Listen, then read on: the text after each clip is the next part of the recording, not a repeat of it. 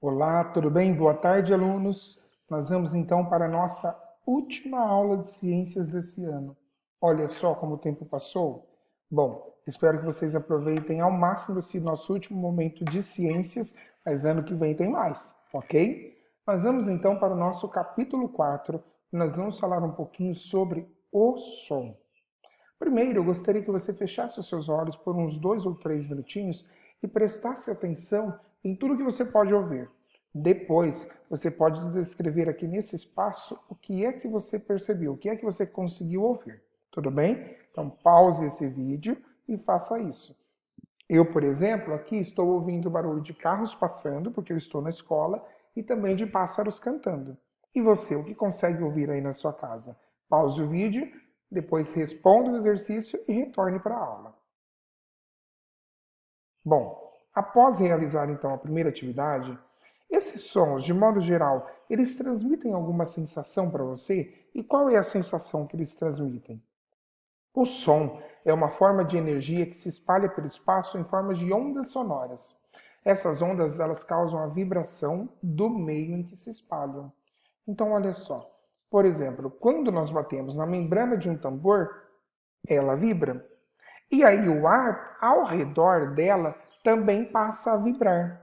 E essa vibração, ela faz o quê? Ela chega até as nossas orelhas e permite com que nós percebamos o som por meio de algumas partes que nós temos aqui na nossa orelha, né, dentro do nosso ouvido, como o tímpano e outras partes que permitem com que nós consigamos identificar os sons que estão chegando para nós a todo momento. Muito legal isso, não é? Nós não podemos ver as ondas sonoras, mas nossas orelhas, elas captam as vibrações que elas causam no ar. Percebemos os diferentes sons do ambiente porque eles fazem vibrar uma membrana. Essa membrana que existe dentro de cada uma das nossas orelhas, que é o tímpano. Os elementos da imagem não estão na mesma proporção, né? As cores também são fantasia, mas é só para nós imaginarmos como é que isso acontece, como é que o som de tudo que nós temos no ambiente chega até nós. Então é a vibração desse objeto, né, que provoca esse som e é transportado pelo ar que passa a vibrar até chegar na nossa orelha. E o nosso tímpano é que permite com que nós consigamos identificar esse som. Muito legal, não é? Bom, continuando então, nós estamos na página 70. Na página 71, nós vamos falar um pouquinho sobre as propriedades do som. O que faz um som ser diferente do outro? O som tem algumas propriedades que o caracterizam: a intensidade, a duração, a altura e o timbre. Olha só. Oi, Carla, vem cá! Não precisa gritar. Oi, Carla, vem cá. Nem falar tão baixo. A intensidade do som é também chamada de volume. Um grito tem uma intensidade maior que um sussurro, por exemplo. Então, uma dessas características das, né, propriedades do som é a intensidade. A duração do som diz respeito ao tempo durante o qual o som é emitido. Para indicar que os carros podem seguir, o guarda emite um som curto como apito. Pip! E os carros vão. Agora, para indicar que eles devem parar, o guarda emite um som longo. Então, a duração também tem relação, é uma propriedade do som. Pensando nisso, leia a tirinha e responda as questões. O vizinho está ouvindo som alto de novo. E lá tem bum, bum, bum, bum, bum. E aí, né, acredito que seja a esposa conversando com o esposo, e aí ele fala: dessa vez está muito alto. Olha só, as janelas estão até tremendo. Qual propriedade do som está incomodando os personagens? Então, quando nós pensamos nos personagens, qual que é a propriedade do som dessas que nós já estudamos, que provavelmente está incomodando? E por que será que o som pode fazer as janelas tremerem? Pense aí um pouquinho e responda, tá certo? Lembrando que a A você deve responder, escrever, a B você pode apenas pensar sobre ela porque é uma pergunta oral. Tudo bem? Vamos então para a próxima página, página 72. A altura indica se o som é agudo ou grave. Quanto mais alto for o som, mais agudo ele será. O miado de um gato é mais agudo que um trovão, por exemplo. Na escrita musical, as notas musicais elas indicam a altura do som. Então, nós temos aqui um gato, né, que tem uma altura, o som emitido tem uma altura maior do que a de um trovão, por exemplo. Cabrum, não é? E aí, na música, nós temos as notas musicais, né, Dó, Ré, Mi, Fá, Sol, Lá, Si, Sol. Elas têm ali, então, as características, elas classificam os sons, né, em diferentes alturas. Ao ouvir uma canção, por exemplo, nós podemos distinguir os sons dos instrumentos, não é? Nós sabemos quando tem uma bateria, um violão, um baixo, um teclado e assim por diante. Bem como a voz de quem está cantando. Nós conseguimos diferenciar quando pessoas estão cantando. Essas diferenças entre um som e outro são chamadas de timbre. Então, olha só, nós temos a altura e nós temos também o timbre. O timbre também nos permite reconhecer a voz das pessoas. Por que é que nós conseguimos só ouvir e já saber quem é que está falando? Por conta do timbre de cada uma das pessoas. Pensando nisso, o exercício 3 diz assim: ligue as colunas relacionando corretamente as frases às propriedades do som. O choro do bebê é muito estridente, muito forte, muito alto. O que será? Que esse som do choro do bebê, estridente, pensando no muito estridente, quer dizer o quê? Está relacionado a qual dessas opções? A ambulância está longe, mas já consigo ouvir a sirene.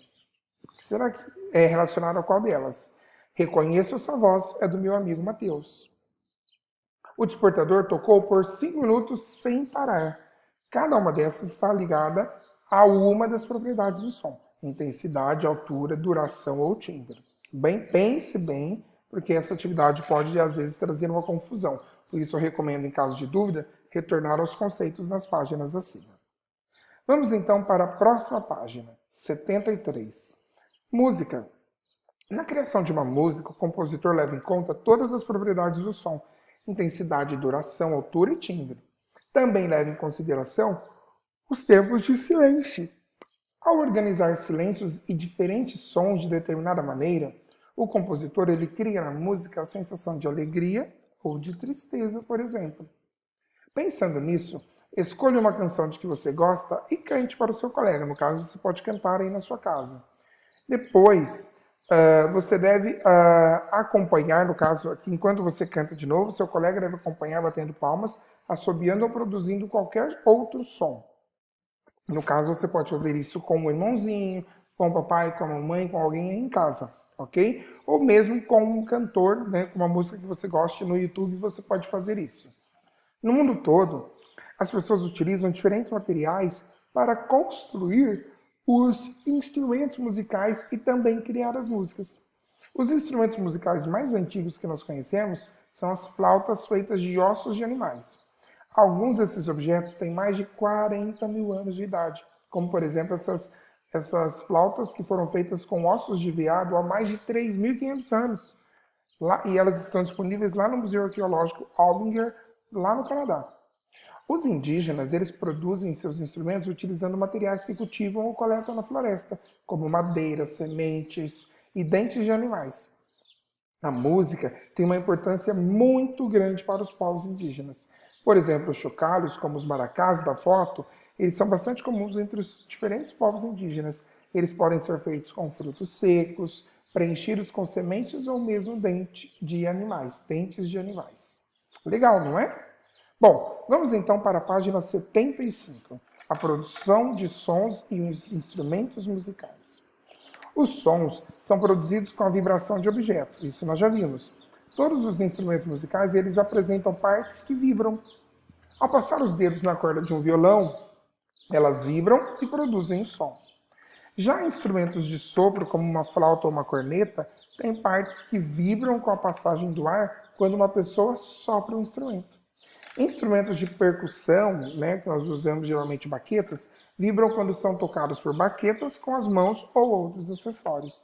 Então nós temos aqui triângulo como exemplo, o surdo, o xilofone ou mesmo o bandolim. Ok? E aí, pensando nisso, nós vamos agora falar sobre um outro assunto muito interessante que é relacionado também ao som, que é sobre poluição sonora. A poluição sonora é o excesso de ruídos em um ambiente. Ela é mais comum em cidades grandes, onde há muitas pessoas e veículos. Locais próximos a obras ou aeroportos também costumam apresentar um nível de ruídos elevado. E aí, em alguns casos, existem leis que obrigam casas de espetáculos, bares, templos religiosos e outros estabelecimentos a tomar medidas para evitar que o som se propague para fora deles. Ou mesmo, por exemplo, aqui em Porto Ferreira, limitar o horário, até que horário pode-se ter ruídos, ter sons em lugares como igrejas, shows, bares e outros lugares. A exposição à poluição sonora traz vários riscos. Os problemas de saúde mais comuns causados por ela são irritação, distúrbios do sono. No caso de distúrbios, é algo que atrapalha, que perturba, dor de ouvido e dor de cabeça. Quando o ruído é muito intenso, pode gerar até sintomas como a tontura e enjoo. E com o passar do tempo, a poluição sonora pode provocar danos permanentes à audição. O excesso de ruídos também prejudica a concentração e pode gerar dificuldade de aprendizado. Por isso é importante que os ambientes da escola sejam tranquilos e livres da poluição sonora. E se vocês lembram, os meus alunos do terceiro ano C, o tio Marcos era muito preocupado com isso. Então, geralmente, se tinha muito ruído lá fora, eu fechava a porta da sala, deixava, pedia para vocês sempre ficarem em silêncio, não deixava que vocês começavam a conversar muito alto, a não ser que a atividade pedisse, justamente para garantir a vocês essa questão de um ambiente mais tranquilo e livre de muitos ruídos, para que não houvesse poluição sonora. E aí, pensando nisso, nós temos aí um exercício.